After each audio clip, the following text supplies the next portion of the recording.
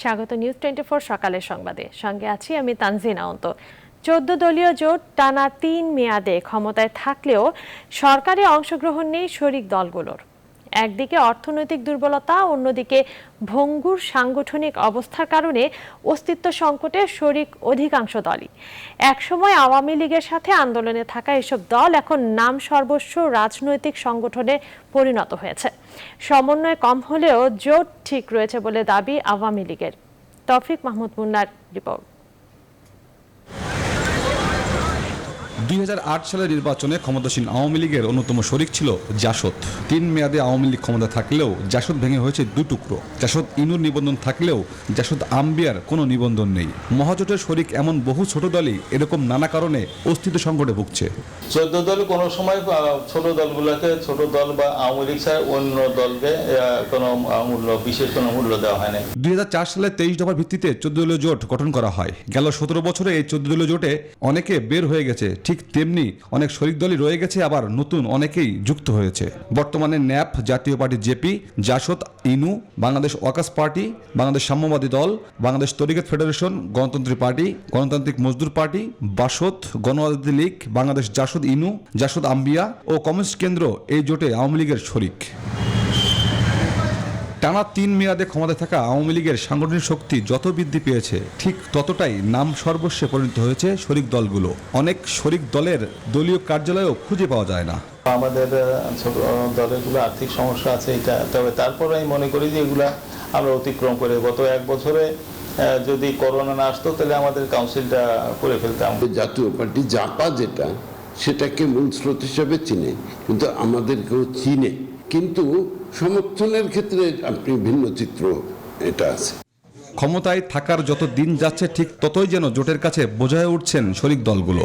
আমাদের নীতি নির্ধারণ, কৌশল নির্ধারণ এবং সামগ্রিক পরিস্থিতি মোকাবেলার জন্য 14 দলের একান্ত বৈঠক হওয়া জরুরি বলে আমি মনে করি। আমাদের কাজকে অনেক সময় সরকারের কাজ হিসেবে মানুষ বা মিডিয়া সেইভাবে গ্রহণ করে, এতে মনে হয় কাজ নেই। তবে আওয়ামী লীগের প্রেসিডেন্ট সদস্য জাহাঙ্গীর কবির নানক বলেন, করোনা সহ নানা কারণে কর্মকাণ্ড দুর্বল হলেও শরিক দলগুলো ভালো আছে। 14 দলীয় জোটগত সরকার, সেহেতু তাদের সঙ্গে বিভিন্ন বিষয় নিয়েই, রাষ্ট্রের বিভিন্ন বিষয় নিয়েও আলাপ আলোচনা হওয়া উচিত। এদিকে 14 দলের অন্যতম শরিক জাতীয় পার্টি 2014 সালে বিরোধী দলে থাকার জন্য মহাজোট থেকে বেরিয়ে আলাদা নির্বাচন করে। সরকার দলের পৃষ্ঠপোষকতায় তাদের অস্তিত্ব টিকিয়ে রাখা হচ্ছে বলে মত অনেকের। তৌফিক মাহমুদ মুন্না, নিউজ 24, ঢাকা। রাজনীতির মাঠে একরকম নাই হতে চলেছে বিএনপি নেতৃত্বাধীন 20 দলীয় জোটের অধিকাংশ দল। নিবন্ধন সংকট, বিএনপির ওপর নির্ভরশীলতা এবং জনসমর্থনের অভাব, একই সঙ্গে দুর্বল সাংগঠনিক ভিত্তি, এমন সব কারণেই বিএনপির কর্মসূচির ভিড়ে আলাদা কোনো অস্তিত্ব দৃশ্যমান নয় এই জোটের ছোট দলগুলোর।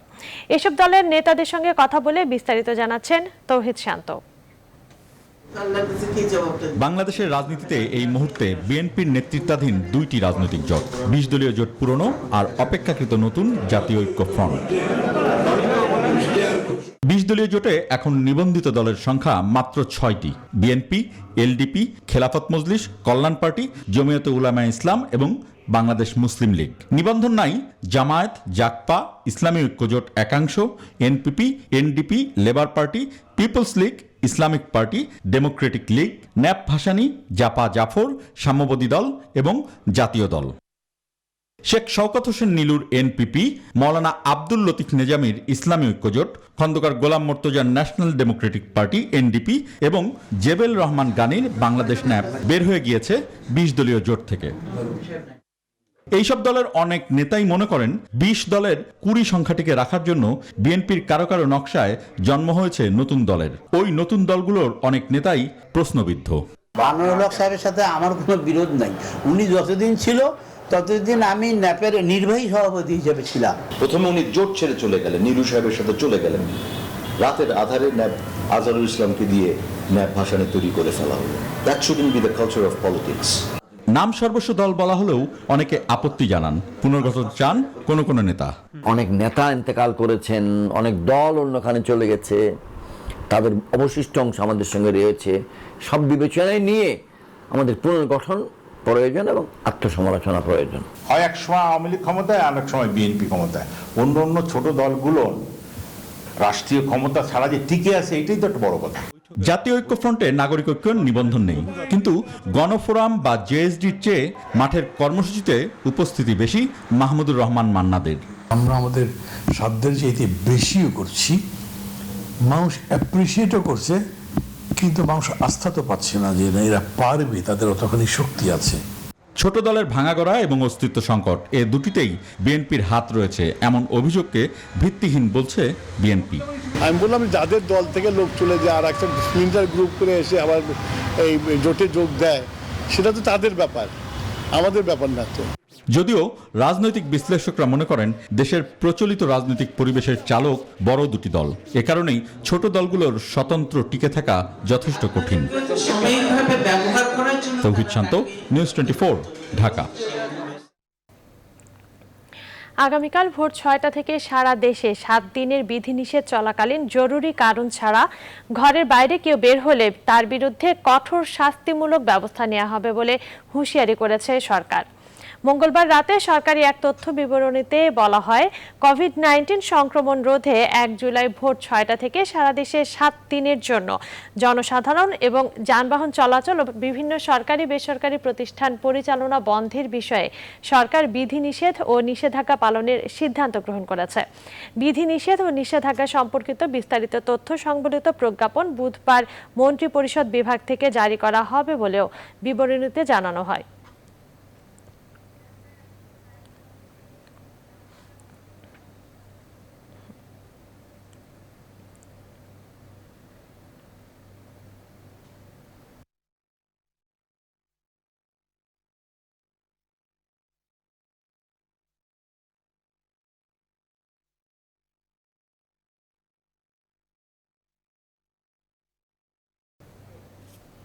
চলমান বিধিনিষেধের মধ্যে কাল থেকে শুরু হচ্ছে কঠোর বিধিনিষেধ। আগের দিনের অবস্থা জানাতে রাজধানীর রামপুরা থেকে যুক্ত হচ্ছেন প্লাবন রহমান। প্লাবন, রাজধানীর সার্বিক চিত্র কেমন দেখছেন আর নিম্ন আয়ের মানুষরা কি বলছেন?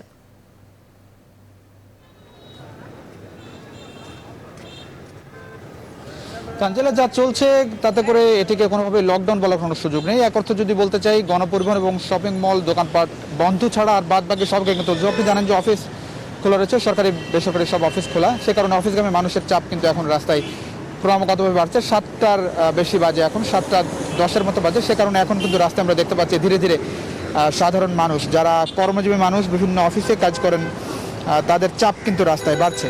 এবং রাস্তায় বেশিরভাগ ক্ষেত্রে আমরা লক্ষ্য করছি যে যেহেতু গণপরিবহন বাস বন্ধ, সেই জায়গাতে আমরা রিক্সার অবাধ চলাচল লক্ষ্য করছি। পাশাপাশি মাইক্রোবাস, ব্যক্তিগত যানবাহন চলাচলে খুব বেশি কড়াকড়ি নেই। ব্যক্তিগত যানবাহন যাদের আছে, প্রাইভেট কার বিশেষ করে, তারা অবাধে কিন্তু চলাচল করতে পারছে। আর দেখতে পাচ্ছেন রিক্সারই অবাধ চলাচল বেশি, মোটরসাইকেলের অবাধ চলাচলই বলতে হবে। মোটরসাইকেল আমরা বিভিন্ন জায়গায় দেখেছি যে পুলিশ কিন্তু মোটরসাইকেলে 2 জন আরোহী হলে ধরছে, জিজ্ঞাসাবাদ করছে কে কারো তারা বের হয়েছেন। তবে নানা কারণে মানুষ বের হচ্ছে, খুব বেশি ভয় ডর মানুষের মধ্যে আছে বলে মনে হয় না। আপনি জানেন যে গত কয়েকদিন ধরে 100-র উপরে বাংলাদেশে মৃত্যু হচ্ছে এবং সংক্রমণ হার কিন্তু 20-এর উপরে। গতকালও 23% বেশি সংক্রমণ হার ছিল।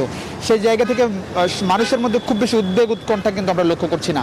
সরকার যদিও উদ্বিগ্ন, বিভিন্ন শ্রেণী পেশার মানুষ উদ্বিগ্ন, একই সঙ্গে জনস্বাস্থ্য বিশেষজ্ঞ যারা তারাও উদ্বিগ্ন, কিন্তু যাদের নিয়েও সবাই উদ্বিগ্ন, সেই সাধারণ মানুষের মধ্যে আমরা কিন্তু উদ্বিগ্নতা লক্ষ্য করছি না। দেখতে পাচ্ছেন রাস্তায় মানুষ দুর্ভোগ আমরা চোখে পড়ছে, মানুষের দুর্ভোগ বেড়েছে, কারণ গণপরিবহন বন্ধ, অফিস যেহেতু খোলা, সেই জায়গায় যানবাহন সংকট কিন্তু রয়েছে। একটু পরে নিশ্চয়ই যানবাহন সংকট আরও বেশি বাড়বে। তবে মজার বিষয় যেটি হচ্ছে, বিভিন্ন জায়গায় কিন্তু আমরা বিগত 2-3 দিন দেখেছি যানজট, এই লকডাউনের মধ্যেও যানজট চোখে পড়েছে। মোটরসাইকেল, রিক্সার, ব্যক্তিগত যানবাহনের চাপে কিন্তু যানজট, বিভিন্ন সময় যানজটে পড়ছে নগরবাসী। তো সব মিলিয়ে আসলে বলতে চাই, এই যে যেটি চলছে এটিকে লকডাউন বলা কঠিন। যেটি বলা হচ্ছে সরকারের পক্ষ থেকে যে আগামীকাল ভোর 6টা থেকে আরও কঠোর বিধিনিষেধের মধ্যে পড়তে যাচ্ছে দেশ, যেখানে বলা হচ্ছে সব কিছু একরকম বন্ধ থাকবে।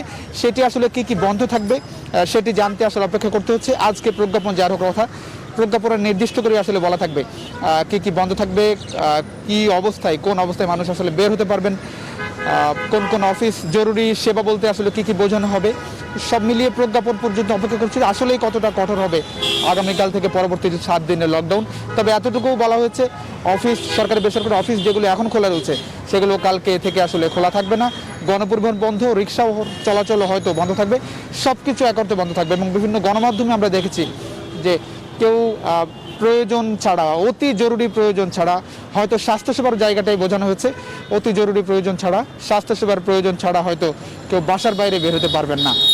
এই ছিল মোটামুটি এই সকালে। ক্রমাগতভাবে মানুষের চাপ বাড়ছে, অফিসগামী মানুষের, বিশেষ করে যারা কর্মজীবী মানুষ। এই ছিল রামপুরা থেকে আমার কাছে এই সকালে লকডাউনের, তথাকথিত লকডাউনের সর্বশেষ খোঁজ খবর। ধন্যবাদ প্লাবন। দর্শক, কঠোর বিধিনিষেধের আগের দিনে রাজধানীর চিত্র দেখাচ্ছিলেন সহকর্মী প্লাবন রহমান। দীর্ঘস্থায়ী করোনা পরিস্থিতিতে চরম বিপাকে নিম্ন আয়ের মানুষ।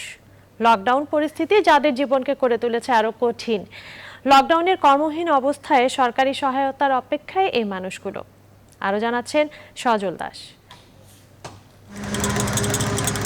ক্ষুদ্র ব্যবসায়ী শহীদুল ভালোই চলছিল, কিন্তু স্বাভাবিক জীবনে বাদ সেধেছে করোনা। সামনে যে লকডাউন আসছে, অনেক ঋণ হয়ে গেছি। ঋণ হওয়ার পরিপ্রেক্ষিতে এখন যেন আবার দিনে দোকানদারি করা যাচ্ছে না, আর এখন তো রাতে মোটামুটি তাও বন্ধ থাকে। একই অবস্থা রিক্সা চালক হোসেন আলীর। 3 সন্তানের ভবিষ্যৎ নিয়ে আছেন দুশ্চিন্তায়। আমার তো ওই যে ঠ্যাং দুটোটা এই যে কাটা, আমার আবার ওষুধ লাগে ডেলি, আবার বাড়ি তো চিন্তা হরুর লাগে। ঘর ভাড়া দিতে পারতেছি না, বাচ্চা দুইটা যে বাচ্চা আছে আমাদের, এটা খাওয়ার খোরাকের জন্য। দৈনন্দিন জীবনযাপন নিয়ে বিপাকে এমন হাজারো খেটে খাওয়া মানুষ। এই পর্যন্ত লকডাউনের সময় সুদি করে লাখখানাটার মতন খাইছি, এই ঋণে দিতেই না, এখন আবার লকডাউন পড়ে গেছে। কাজ না করলে খাবো কি? এই লকডাউন তো গরিবের ক্ষতি। আর সরকারের আইন যদি আমরা ঠিক মতন মানবার যাই, আমার পরিবার না খেয়ে বাড়িতে মারা যায়। রুম ভাড়া দেওয়া লাগে, খাওয়া লাগে, চলার লাগে, তাহলে আমাদের বাঁচার কোনো বুদ্ধি আছে? মাইন্যাও পারতাছি না, না মাইন্যাও কিন্তু করতাছি না। করোনা পরিস্থিতি প্রভাবিত করছে দেশের সার্বিক অর্থনীতিকে, যা সবচেয়ে বেশি প্রভাবিত করেছে এসব নিম্ন আয়ের মানুষকে। সজল দাস, নিউজ 24, ঢাকা। লকডাউনে লোকসানের আশঙ্কায় মুরগির পাইকারি ও খুচরা ব্যবসায়ীরা। দেশের বিভিন্ন জেলা থেকে আসা পাইকারি মুরগির আড়তদাররা চিন্তিত কিভাবে ব্যবসা পরিচালনা করবেন। লকডাউনের মধ্যে এই শিল্পের ব্যবসায়ীরা চান যাতায়াত সহ ব্যবসায়িক সুবিধা। আলী তালুকদারের প্রতিবেদন। রাজধানীর কয়েকটি মুরগির পাইকারি ব্যবসার কেনাকাটার মধ্যে গুলিস্তানের কাপ্তান বাজার অন্যতম। দেশের বিভিন্ন জেলা থেকে আসা পাইকারি ব্যবসায়ীরা এখানে আসেন পোল্ট্রি মুরগি পাইকারি বেচাকেনার। বৃহস্পতিবার থেকে করোনার সংক্রমণ ঠেকাতে দেওয়া হয়েছে কঠোর লকডাউন। এই ব্যবসার সাথে যারা জড়িত তারা চিন্তিত যাতায়াত সহ প্রত্যাশা অনুযায়ী বিক্রির আশায়। পাইকারি ব্যবসায়ীরা বলছেন লকডাউনে তাদের ব্যবসায়িক ঝুঁকির সম্ভাবনার কথা। দিনের বেলা যে আপনার খুচরা যে বেচা কিনা যারা করে, তারা ঠিক মতো যদি বেচা কিনা না করতে পারে তবে আমাদের জন্য বিশাল সমস্যা। আমরা মাল কিনে আনতেছি এক দামে, বিক্রি হইতেছে আর এক দামে। আমাদের বাংলাদেশ সরকার যদি আমাদেরকে একটু সুযোগ দেয়, কিছু টাইম দেয়, বেচাকিনি করানোর সময় আমরা সাধারণ মানুষ বেচাকিনি করে খাইতে পারবো। শহরে মানুষ খাওয়া দাওয়া করতে হইলে, বাইসে থাকতে হলে খাদ্য সরবরাহ আবশ্যক, প্রয়োজন। হোটেল রেস্তোরাঁ নির্ধারিত সময়ের মধ্যে খোলা থাকলেও খুচরা ব্যবসায়ীরা বলছেন কতটা সমস্যার সম্মুখীন হতে হবে তাদের। বেচাকেনার মধ্যে হয়তো কাস্টমার কম আসবে, মুরগি যারা নিয়ে আসে তারা ক্ষতিগ্রস্ত হবে। কতগুলো রেস্টুরেন্টে মাল দিতে আমার সমস্ত রেস্টুরেন্ট বাকি টাকা আটকাইলো, আবার আমার মাল দেওয়া বন্ধ হয়ে গেল। আমাদের ব্যবসা অনেক ক্ষতিগ্রস্ত হইতেছে, মানুষ চলাফেরা করতেছে না। পুরাই ফাঁকা, আমাদের যে হোটেলে মাল দিতাম হোটেলও বন্ধ, এন আমাদের তো লসের পাল্লা পড়ে গেছে। লকডাউনে সরকারের বিধিনিষেধের মধ্যেও ব্যবসায়ীরা চিন্তিত তাদের পোল্ট্রি ব্যবসা নিয়ে। আলী তালুকদার, নিউজ 24, ঢাকা। দেশে টানা তৃতীয় দিন করোনা ভাইরাসের শতাধিক মানুষের মৃত্যু হয়েছে। 24 ঘন্টায় করোনা মারা গেলেন আরও 112 জন। নতুন করে শনাক্ত হয়েছেন 7,666 জন। মঙ্গলবার স্বাস্থ্য অধিদপ্তরের সংবাদ বিজ্ঞপ্তিতে এ তথ্য জানানো হয়। দেশে এ পর্যন্ত করোনা সংক্রমিত শনাক্ত রোগীর সংখ্যা দাঁড়িয়েছে মোট 9,04,436। মোট মৃত্যু হয়েছে 14,388 জনের। সুস্থ হয়েছেন 8,11,700 জন। 24 ঘন্টায় মোট 31,982 জনের নমুনা পরীক্ষার বিপরীতে রোগী শনাক্তের হার দাঁড়িয়েছে 23.97%। দেশে গেল 2 মাসে করোনা ভাইরাসের আক্রান্ত ব্যক্তিদের নমুনা পরীক্ষা করে 80% ডেল্টা ধরন পাওয়া গেছে বলে জানিয়েছে আইইডিসিআর।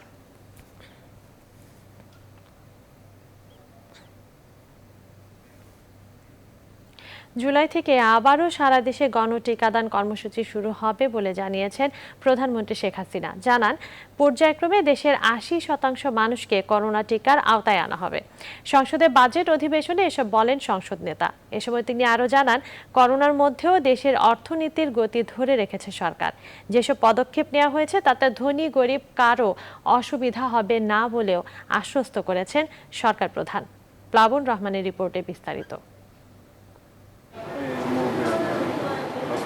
দেশের টিকা সংকটে গত 26 এপ্রিল থেকে বন্ধ করা হয় প্রথম ডোজ টিকাদান। তারপর 2 মে থেকে বন্ধ করে দেওয়া হয় টিকার জন্য নিবন্ধনও। এরই মধ্যে অক্সফোর্ডের 1,02 লাখ ডোজ টিকার মধ্যে 1,01,07,000 দেয়া শেষ। হাতে আছে মাত্র 92-93 হাজার ডোজ অক্সফোর্ডের টিকা।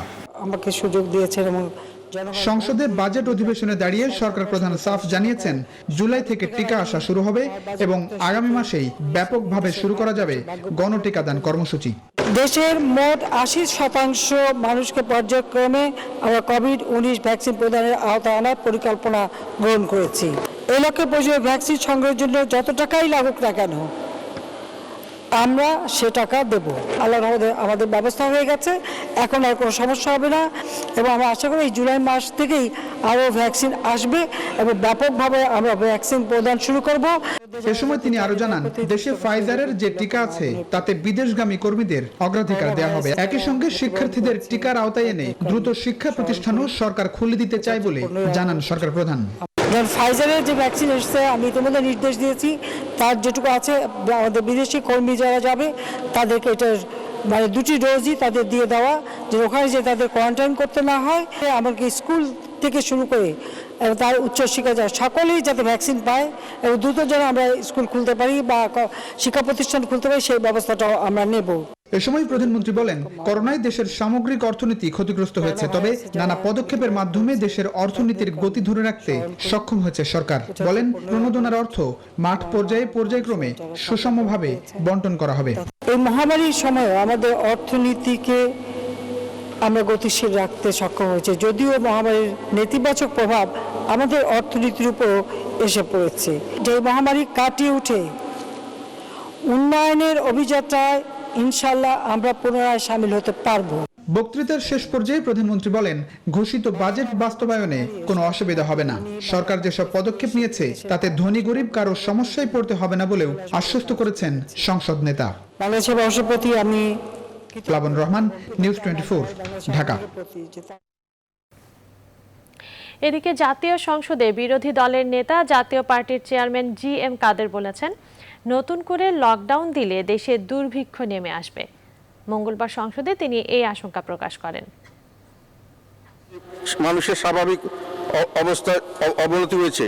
করোনা মহামারীর জীবিকা হারিয়েছে কোটি কোটি মানুষ। তাদের মধ্যে যারা হতদরিদ্র তাদের না খেয়ে থাকার অবস্থা সৃষ্টি হয়েছে। করোনার কারণে লকডাউন ও ব্যবসা বাণিজ্যে মন্দা দীর্ঘস্থায়ী হলে দেশে দুর্ভিক্ষ অবস্থার সৃষ্টি হতে পারে। মানে স্পিকার, সেখানেও জীবন বিপন্ন হবে। আর্থিক ও খাদ্য সহায়তা দিয়ে এই সকল দরিদ্র এবং নবদরিদ্র মানুষদের বাঁচিয়ে রাখতে হবে। এখানে সামাজিক নিরাপত্তা বেষ্টনীর আওতা অনেক বৃদ্ধি করতে হবে। মান পরীক্ষায় ফেল, কিন্তু সনদ জালিয়াতি করে কয়েক লাখ ডলারের বিটুমিন খালাস। এমনই ঘটেছে চট্টগ্রাম কাস্টমসে। আমদানিকারক প্রতিষ্ঠান ন্যাশনাল ডেভেলপমেন্ট ইঞ্জিনিয়ার্স লিমিটেড। আর এই জালিয়াতির বিষয়ে হাতে নাতে ধরে ছাড় হওয়া 9টি সহ পুরো চালান আটকের নির্দেশ দিয়েছে কাস্টমস কর্তৃপক্ষ। এর রেশ গড়িয়েছে জাতীয় সংসদেও। এসব ভুয়া আমদানিকারকদের জালিয়াতির নেটওয়ার্ককে ধরতে সর্বোচ্চ কর্তৃপক্ষের দৃষ্টি আকর্ষণ করা হয়েছে। এদিকে আইনগত পদক্ষেপ নেওয়ার জন্য 3 সদস্যের তদন্ত কমিটি গঠন করেছে চট্টগ্রাম কাস্টমস। ফেরত আনা হয়েছে খালাস হওয়া সব বিটুমিন। বিস্তারিত ডেস্ক রিপোর্টে। ন্যাশনাল ডেভেলপমেন্ট ইঞ্জিনিয়ার্স লিমিটেডের একটি বাণিজ্যিক চালান চট্টগ্রাম বন্দরে পৌঁছে 14 জুন। এই চালানে 50টি কন্টেনারে প্রায় 1 লাখ টন বিটুমিন আসে, যার মূল্য $4,17,000 মার্কিন। এমভি নেগার নামে ইরানি পতাকাবাহী জাহাজ থেকে নামিয়ে গত 20 জুন বিটুমিনের চালানটি নমুনা সংগ্রহ করা হয়। নমুনাটি পাঠানো হয় সরকারি ইস্টার্ন রিফাইনারিতে। ইআরএল গত 24 জুন পণ্যের মান সনদ দেয়। সেখানে বলা হয়েছে বিটুমিন মান যাচাই পরীক্ষায় উত্তীর্ণ হয়নি, কারণ 60-70 গ্রেডের বিটুমিনের ঘোষণায় আনা হয়েছে 80-100 গ্রেডের। কিন্তু কাস্টমসে জমা পড়েনি আসল পরীক্ষার সনদ, জমা পড়েছে C&F এজেন্ট সানশাইন এজেন্সির তৈরি করা নকল সনদ, যেখানে জালিয়াতি করে সব ঠিকঠাক করা হয়েছে।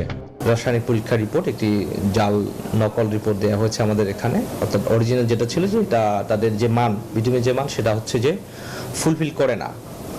পরে আমরা খবর নিয়েছি, যারা ইস্টার্ন রিফাইনারি যারা দায়িত্বে আছেন, কন্ট্রোলার, কোয়ালিটি কন্ট্রোলে, তাদেরকে খবর নিয়েছে এবং কনফার্ম হয়েছে যে এটা জাল।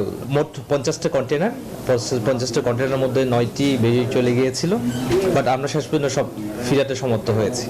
এই বিষয়ে C&F এজেন্টের সাথে যোগাযোগ করা হলে তারা জানান ভুয়া সনদের বিষয়টি জানা নেই। কাস্টমস বলতেছে আপনারা জাল সনদ দিয়ে কিন্তু আপনারা মালগুলি খালাস করেছেন। তবে ইস্টার্ন রিফাইনারি লিমিটেড বলছে পুরো প্রক্রিয়াটি জালিয়াতির মাধ্যমে হয়েছে, এটা শাস্তিযোগ্য অপরাধ। পেনিট্রেশন মানটা এবং শপিং পয়েন্ট মানটা হয়নি। হ্যাঁ, আমরা ওইভাবে সার্টিফিকেট দিয়ে দিয়েছি যে কোম্পানি একটা টেস্ট রিপোর্ট দিয়েছে, একটা জাল রিপোর্ট কাস্টমসে জমা দিয়েছে। এই ঘটনা গড়িয়েছে জাতীয় সংসদেও। বিটুমিন রাস্তা নির্মাণের ক্ষেত্রে অত্যন্ত একটি গুরুত্বপূর্ণ অবদান। সমস্ত পত্রিকায় নিউজ এসছে যে এখানে ভুয়া সনদ দিয়ে আজকে নিম্নমানের বিটুমিন পোর্ট থেকে খালাস হচ্ছে। এইটির ব্যাপারে সঠিক তদন্ত করে প্রধানমন্ত্রী আছেন, এইটার ব্যাপারে ব্যবস্থা গ্রহণ করবেন। এরই মধ্যে খালাস হওয়া বিটুমিন ফিরিয়ে এনেছে কাস্টমস কর্তৃপক্ষ। জালিয়াতির মাধ্যমে নিম্নমানের বিটুমিন ছাড়ের চাঞ্চল্যকর ঘটনা উদ্ঘাটন করতে একটি তদন্ত কমিটি গঠন করে দিয়েছেন চট্টগ্রাম কাস্টমস কমিশনার মোহাম্মদ ফখরুল আলম। 3 সদস্য বিশিষ্ট তদন্ত কমিটির প্রধান কাস্টমসের অতিরিক্ত কমিশনার, বাকি 2 জন হলেন একজন উপকমিশনার ও একজন সহকারী কমিশনার। তারা তদন্ত প্রতিবেদন জমা দেওয়ার পরই আইনগত পদক্ষেপ নেওয়া হবে। এর আগে ঘটনার নাটের গুরু C&F এজেন্ট চট্টগ্রামের তাহের চেম্বারের সানশাইন এজেন্সির বিরুদ্ধে আইনগত ব্যবস্থা নেওয়ার প্রথম পদক্ষেপ হিসাবে কারণ দর্শানোর নোটিশ প্রদান করা হয়েছে। গেল 25 মে বিটুমিনের মান নিশ্চিতে বাণিজ্য মন্ত্রণালয় 3টি নির্ধারিত ল্যাবে মান পরীক্ষা বাধ্যতামূলক করে। এরপর থেকেই মূলত নিম্নমানের বিটুমিন আমদানির চক্রটি বিপাকে পড়ে। এর আগে মান পরীক্ষায় বাধ্যবাধকতা না থাকার সুযোগে দীর্ঘদিন ধরে নিম্নমানের ভেজাল বিটুমিন আমদানি হয়ে আসছিল। তবে জালিয়াতি ধরা পড়ার ঘটনায় এখন থেকে কাস্টমস কর্তৃপক্ষ মান যাচাইয়ের সনদ এজেন্টের পাশাপাশি ইআরএল থেকেও গ্রহণ করবে। Desk report, news 24। সড়ক নির্মাণের অন্যতম উপকরণ বিটুমিনের কর কাঠামোয় বৈষম্যের অভিযোগ উঠেছে। ব্যবসায়ীরা বলছেন সরকারের শুল্ক নীতি আমদানিকারকদের উৎসাহিত করলেও নিরুৎসাহিত হচ্ছেন দেশীয় উৎপাদকরা। দেশে উৎপাদিত বিটুমিনের জন্য 26% কর দিতে হলেও আমদানিকারকদের দেয়া হচ্ছে বড় ছাড়। বিশেষজ্ঞরা বলছেন এমন নীতির ফলে দেশীয় শিল্প উৎপাদন ব্যাহত হচ্ছে, ঝুঁকিতে পড়ছেন এই খাতে বিনিয়োগকারীরা। সুলতান আহমেদ জানাচ্ছেন বিস্তারিত। সরকারের উন্নয়ন পরিকল্পনা বাস্তবায়ন হচ্ছে বড় বড় সড়ক মহাসড়ক নির্মাণের মাধ্যমে, আর এসব সড়ক তৈরিতে অতি প্রয়োজনীয় উপকরণ বিটুমিন। একসময় আমদানি নির্ভর হলেও এখন দেশেই উৎপাদন হচ্ছে বিশ্বমানের বিটুমিন। বহু লোকের কর্মসংস্থান তৈরি করা এই খাতে উঠেছে নানা বৈষম্যের অভিযোগ। তথ্য বলছে বড় বিনিয়োগ করে যারা বিটুমিন দেশে উৎপাদন করছেন তাদেরকে সর্বোচ্চ 26% পর্যন্ত কর দিতে হচ্ছে, অথচ যারা আমদানি করছেন তাদের করের পরিমাণ ঢের কম। বিটুমিনের কাঁচামাল আমদানিতে 15% ভ্যাট ধরা হলেও পরিশোধিত বিটুমিনে কোনো ভ্যাট নেই। সব মিলে বিটুমিনের কাঁচামালে টন প্রতি $570 খরচ হলেও যারা বিটুমিন আমদানি করছেন তাদের খরচ হচ্ছে $260। সব মিলে দেশীয় উৎপাদকরা বড় বৈষম্যের শিকার। যে বিটুমিন খাতে যে সমস্ত শিল্প উৎপাদনকারী আছেন ভ্যাট নিবন্ধিত, তাদের প্রত্যেকটা আমদানিকৃত উপাদানের ক্ষেত্রে যে 3% বা 5% উপরে যে সমস্ত মূল্য ট্যাক্স আছে সেগুলি হতে তাদেরকে অব্যাহতি দেওয়া হবে। গত 1 মাসের রেট যদি আপনি ক্যালকুলেশন করেন, কাস্টমস চাইলে যে কোনো দেশ থেকে নিতে পারে এবং ওইটার উপর ওনারা করতে পারবে। প্লেন লেভেল ফিল্ডে না আনলে তো দেশীয় শিল্প টিকবে না। প্রধানমন্ত্রী শেখ হাসিনা দেশীয় শিল্প সুরক্ষায় নজর দেওয়ার কথা বলেছেন।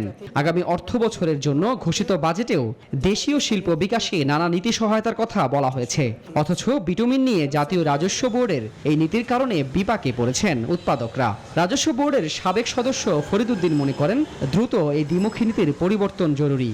এটা তো বৈষম্য, discrimination against domestic industry protection, domestic ইনভেস্টমেন্টের এগেইনস্টে, ব্যবসার এগেইনস্টে। সেটা সরকারের পলিসি না।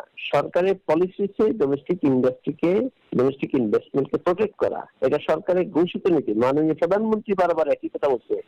আমদানি করা নিম্নমানের বিটুমিনের মান নিয়ে প্রশ্ন উঠেছে সরকারি সংস্থাগুলোর পক্ষ থেকেও। এর ব্যবহারে দ্রুত নষ্ট হচ্ছে রাস্তাঘাট, বাড়ছে সংস্কার ব্যয়ও।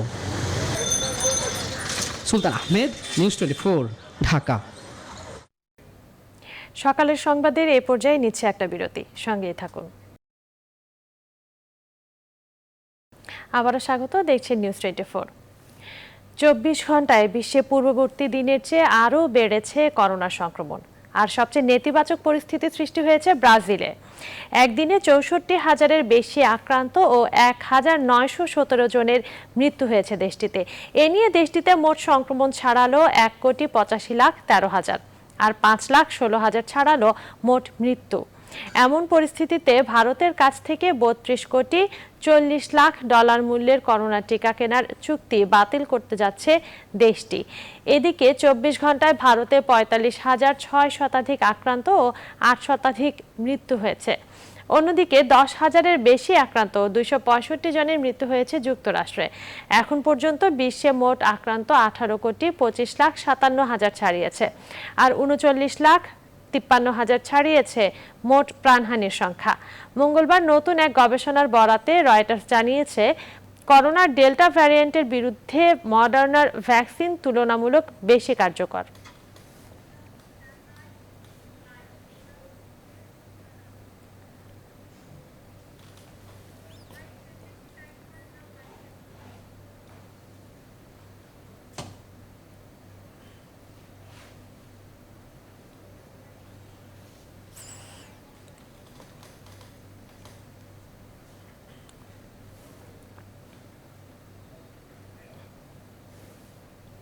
যুক্তরাষ্ট্রের করোনা পরিস্থিতির সবশেষ খবর নিয়ে সরাসরি যুক্ত হচ্ছেন সহকর্মী সুলতানা রহমান। সুলতানা রহমান, করোনা কতটুকু নিয়ন্ত্রণে এসেছে যুক্তরাষ্ট্রে? সবাই কি টিকা পাচ্ছে? এখানে আসলে প্রায় 50টি স্টেটই করোনা পরিস্থিতি বলা যেতে পারে এক ধরনের উত্তরণ ঘটে গেছে। অধিকাংশ মানুষ ভ্যাকসিনের আওতায় এসেছে, এটি সবচেয়ে বড় কথা, এবং জনজীবন প্রায় স্বাভাবিক হওয়ার পথে। অধিকাংশ স্টেট খুলে গেছে, জনজীবন স্বাভাবিক হয়েছে, এবং আনুষ্ঠানিকভাবে স্বাভাবিক হওয়া এখন মাত্র সময়ের ব্যাপার। নিউ ইয়র্কে যেমন গত 3 দিন আগে এখানে জরুরি অবস্থা তুলে দেওয়া হয়েছে, কর্মক্ষেত্রে মানুষ প্রবেশ করছে একেবারে স্বাভাবিক অবস্থা। তবে এখানকার centre for disease control delta ভ্যারিয়েন্টের ভাইরাসটির জন্য কিছুটা উদ্বেগ জানিয়েছে, যাতে করে সংক্রমণ না ছড়ায় সেই জন্য এখনো মানুষকে মাস্ক ব্যবহার করতে পরামর্শ দিয়েছে। তারা বলছে যে যারা ভ্যাকসিন নিয়েছেন তাদেরকেও আসলে এখনো মাস্ক পরতে হবে, কারণ ডেল্টা ভ্যারিয়েন্টটি একটু বিপজ্জনক। তবে মৃত্যুর হার আগের যে কোনো সময়ের তুলনায় কম। এখন এখানে সামার শুরু হয়ে গেছে, ফলে মানুষ আর ঘরে কেউ নেই বলতে পারেন, সবাই ঘুরে বেড়াচ্ছে। এই সময়টি প্রায় 1 বছর পর, গত বছর মানুষ সামার উপভোগ করতে পারেনি, এইবার দল বেঁধে সবাই ঘুরতে বের হচ্ছে। এবং বলা যেতে পারে যে আমেরিকা ব্যাক। অধিকাংশ মানুষ, যেহেতু প্রায় 70%-এর বেশি মানুষ ভ্যাকসিন নিয়েছে, এবং যারা এখনো ভ্যাকসিন নেয়নি তারা যে কোনো ফার্মেসিতে গেলেই, একেবারে যে কোনো সাধারণ ফার্মেসিতে গেলেই ইনস্ট্যান্টলি তারা ভ্যাকসিন নিয়ে আসতে পারে। সেই জন্য নানান রকম প্রণোদনাও পর্যন্ত ঘোষণা করা হচ্ছে। যারা এখনো প্রায় 30%-এর মতো মানুষ এখনো ভ্যাকসিন নেননি, তাদের জন্য খুবই সহজলভ্য করা হয়েছে, যাতে করে আগে থেকে কোনো অ্যাপয়েন্টমেন্টের দরকার হবে না, কোনো কিছুই দরকার হবে না। মানুষ জাস্ট ওয়াক ইন, যে কোনো ফার্মেসিতে গেলেই তারা ভ্যাকসিন দিতে পারবে। এরকম একটি অবস্থা, বলা যেতে পারে জনজীবন একেবারে স্বাভাবিক হয়ে এসেছে।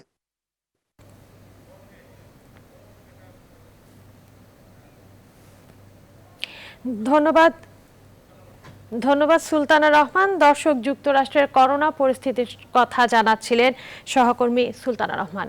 চলে যাচ্ছে পরের খবরে। নিষেধাজ্ঞা লঙ্ঘন করে দেশ ছাড়ার সময় বাংকো সিকিউরিটিজের চেয়ারম্যান আব্দুল মুহিতকে বিমানবন্দর থেকে আটক করা হয়েছে। গ্রাহকের ৬৬ কোটি ৫৯ লাখ টাকা আত্মসাতের অভিযোগে বাংকো সিকিউরিটিজ লিমিটেডের চেয়ারম্যান সহ ৫ পরিচালকের বিরুদ্ধে মঙ্গলবার মামলা করে দুর্নীতি দমন কমিশন। নিষেধাজ্ঞা লঙ্ঘন করে মঙ্গলবার সকালে টার্কিশ এয়ারলাইন্সের ফ্লাইটে দেশ ছাড়ার সময় হজরত শাহজালাল আন্তর্জাতিক বিমানবন্দর থেকে আব্দুল মুহিতকে আটক করা হয়।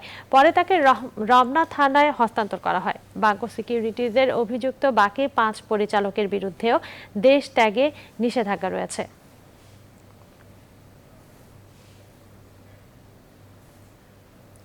মগবাজার ভবনে বিস্ফোরণের ঘটনায় শেখ হাসিনা জাতীয় বার্ন ইনস্টিটিউটে চিকিৎসাধীন অবস্থায় আরও একজনের মৃত্যু হয়েছে। আর প্রায় ৩ দিন পর মঙ্গলবার উদ্ধার করা হয় ভবনের কেয়ারটেকার হারুনুর রশিদের লাশ। এই নিয়ে এ ঘটনায় নিহতের সংখ্যা বেড়ে ৯ জন। এদিকে বিস্ফোরণের ঘটনায় বাড়ির মালিকসহ বেশ কয়েকজনের বিরুদ্ধে অবহেলার অভিযোগ এনে রমনা থানায় মামলা করেছে পুলিশ। নাইম আল জিকর প্রতিবেদন। হেনা বেগম বাবা হারুনুর রশিদের ছবি নিয়ে মগবাজার বিস্ফোরণের ভবনের সামনে আসেন। জানান এই ভবনের কেয়ারটেকার তার বাবা। রোববার মগবাজারের আউটার সার্কুলার সড়কের শর্মা হাউস ভবনে বিস্ফোরণের পর থেকেই খোঁজ মিলছে না তার। ঘটনার দিন বাবার সাথে তার শেষ কথা হয় বিকেল 5:30টায়। ওই যে মোবাইল বন্ধ হয়েছে সন্ধ্যার দুর্ঘটনার সময়, আমি সন্ধ্যা 7টা বাজে আইছি, এই জায়গা অন্ধকার ছিল, আমার ভিতরে ঢুকতে দেয় না, যদি ঢুকতে দিত তাহলে আমার বাপের এই জায়গা পাইতাম। নিখোঁজের সংবাদ পেয়ে উদ্ধার অভিযানে নামে ফায়ার সার্ভিস। মেলে লাশের সন্ধান। বিস্ফোরণের ঘটনার প্রায় 3 দিন পর ভবনের নিচে চাপা পড়ে থাকা হারুনের লাশ অবশেষে উদ্ধার করা হয়। কয়েকটা দলে বিভক্ত হয়ে সার্চ করি এবং মানে ডেব্রিজ সরানোর সাথে সাথে এই হারুনুর রশিদ ভাইয়ের চুলটা পাওয়া যায়। এই লাশটার চুল পাওয়ার সাথে সাথে আমরা এই ডেব্রিজগুলো আস্তে আস্তে সরাই আমরা শনাক্ত করতে সক্ষম হই। এর আগে মঙ্গলবার সকালে ঘটনাস্থল পরিদর্শনে আসে পুলিশের তদন্ত কমিটি। ঘটনাস্থলে তারা 12% মিথেন সহ বিভিন্ন গ্যাসের অস্তিত্ব পায়, যার ফলে এই বিস্ফোরণ হতে পারে বলে ধারণা তাদের। গ্যাসটা লিক হয়ে যখন কোনো বদ্ধ স্থানে থাকে এবং সেটা যদি বাতাসের সংস্পর্শে আসে তাহলে সেটা একটা ম্যাসিভ এক্সপ্লোসিভ মিক্সচার তৈরি করে এবং সেই এক্সপ্লোসিভ মিক্সচার যদি 5 to 15% মধ্যে হয় তাহলে সেই ক্ষেত্রেই বড় ধরনের বিস্ফোরণের ঘটনা ঘটে। এই ঘটনায় ভবন নির্মাণ ও পরিচর্যার ক্ষেত্রে অবহেলার অভিযোগে মামলা করেছে পুলিশ। এজাহারে রয়েছে ভবন মালিক সহ বেশ কয়েকজনের নাম। ভবন রক্ষণাবেক্ষণের ক্ষেত্রে বিভিন্ন ধরনের যে কানেকশন থাকে সেগুলো ত্রুটিপূর্ণ ছিল কিনা বা সেগুলো আপডেটেড ছিল কিনা, সব কিছু ঠিকঠাক ছিল না, সবাই আমাদের তদন্তের আওতায় আছে। নাইম আল জিকর, নিউজ 24, ঢাকা। সকালের সংবাদে নিচ্ছি আরো একটা বিরতি, সঙ্গেই থাকুন। আবারও স্বাগত, দেখছেন নিউজ 24। বুলেটিন নামের সম্পূর্ণ নতুন এক ওয়েবসাইট চালুর ঘোষণা দিয়েছে ফেসবুক, যার মাধ্যমে ফ্রি এবং পেইড নিউজলেটার তৈরি ও শেয়ার করতে পারবেন লেখকরা। মঙ্গলবার রাত 12টার পর এক অডিও চ্যাটে এ ঘোষণা দেন ফেসবুকের প্রধান নির্বাহী মার্ক জাকারবার্গ। ফেসবুকের প্রতিষ্ঠাতা জানান, সৃজনশীল কাজের মাধ্যমে লাখো মানুষের জীবিকা নির্বাহ করার বিষয়টিকে সমর্থন দেয়াই লক্ষ্য তাদের। ফেসবুক লেখকদের ছোট একটি দল নিয়ে শুরু করেছে বুলেটিনের যাত্রা। ধীরে ধীরে আরও নতুন লেখকদের যুক্ত করার পরিকল্পনা রয়েছে প্রতিষ্ঠানটির। নতুন ওয়েবসাইটের লেখকরা নিজেদের সাবস্ক্রিপশন থেকে আসা আয়ের পুরোটাই নিজের কাছে রাখতে পারবেন। তাদের লেখার সাথে অডিও জুড়ে দেওয়ার ব্যবস্থাও করে দিতে পারে ফেসবুক। এজন্য প্রয়োজনীয় ফিচার আনতে কাজ করে যাচ্ছে তারা।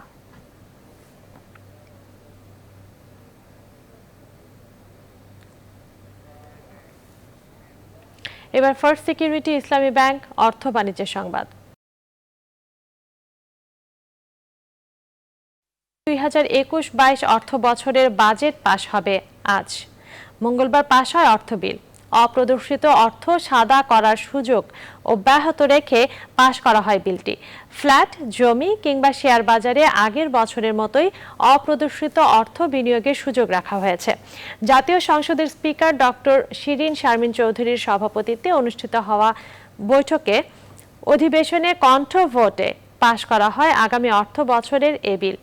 এ সময় 2021-22 অর্থ বছরের জন্য প্রণীত বাজেটের ওপর সমাপনী বক্তব্য রাখেন অর্থমন্ত্রী আ.হ.ম মোস্তফা কামাল। অধিবেশনে অর্থ বিলের ওপর কয়েকজন সদস্যের আনা সংশোধনী প্রস্তাব গ্রহণ করা হয়েছে। অর্থমন্ত্রী মনে করেন, ব্যবসা বাণিজ্য প্রসারে বড় ভূমিকা রাখবে এ বছরের বাজেট।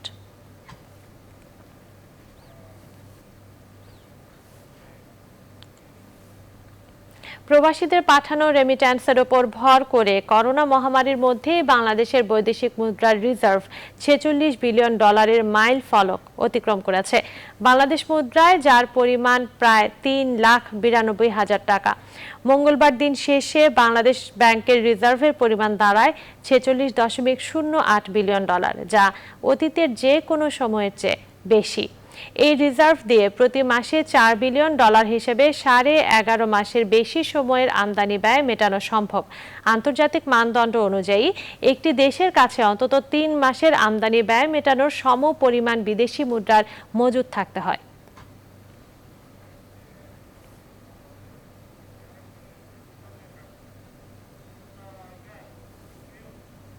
সকালের সংবাদে সময় হলো আরও একটা বিরতির, সাথেই থাকুন। আবারও স্বাগত, দেখছেন নিউজ 24 সংবাদ। এবারে খেলার খবর। পেশাদার ফুটবল লিগে আজ মাঠে নামছে টেবিল টপার বসুন্ধরা কিংস। প্রতিপক্ষ ঐতিহ্যবাহী মোহামেডান স্পোর্টিং ক্লাব। বঙ্গবন্ধু জাতীয় স্টেডিয়ামে ম্যাচ শুরু বিকেল 4:30টায়। এদিকে দিনের অপর ম্যাচে সন্ধ্যা 6:45টায় বাংলাদেশ পুলিশের মুখোমুখি হবে ব্রাদার্স ইউনিয়ন। মাহফুজুল ইসলামের রিপোর্ট। গেল ম্যাচে 3 ফরেনারের সঙ্গে সদ্য বাংলাদেশি নাগরিকত্ব পাওয়া নাইজেরিয়ান বংশোদ্ভূত এলিটা কিংসলের রাজস্বিক অভিষেকে কিংসের স্কোয়াড হয়েছে রঙিন। লিগের 18তম রাউন্ডে মোহামেডানের বিপক্ষে মাঠে নামার আগে তাই আক্রমণ ভাগ নিয়ে অনেকটা নির্ভর থাকছেন কোচ অস্কার ব্রুজন। গেল 3 ম্যাচে পুরো 5 পরিবর্তনে দলকে ভালোভাবেই পরখ করে নিয়েছেন কোচ অস্কার ব্রুজন। গেল ম্যাচে সদ্য বাংলাদেশি নাগরিকত্ব পাওয়া নাইজেরিয়ান বংশোদ্ভূত এলিটা কিংসলের রাজস্বিক অভিষেকে কিংসের স্কোয়াড হয়েছে আরও রঙিন। লিগের 18তম রাউন্ডে মোহামেডানের বিপক্ষে মাঠে নামার আগে তাই আক্রমণ ভাগ নিয়ে অনেকটা নির্ভর থাকছেন কোচ অস্কার ব্রুজন। গেল ম্যাচে পুরো 5 পরিবর্তনে দলকে ভালোভাবেই পরখ করে নিয়েছেন কোচ অস্কার।